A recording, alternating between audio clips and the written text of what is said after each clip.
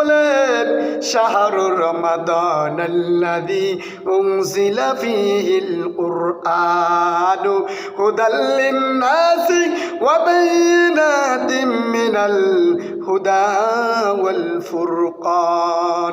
আল্লাহ রাব্বুল আলামিন রমজান মাস যখন শুরু হয়ে যায়, আল্লাহ ডাক দিয়ে বলেন, রমজান এমন একটি মাস যেই মাসের মধ্যে আমি আল্লাহ রাব্বুল আলামিন পবিত্র কোরআন নাজিল করেছি।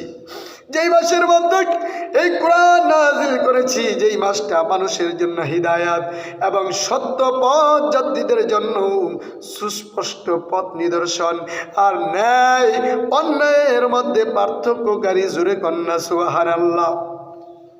এই মাসের মধ্যে কোরআন নাজিল হয়েছে, আর এই কোরআন নাজিল হওয়ার কারণে মানুষ হেদায়েত প্রাপ্ত হয়েছে।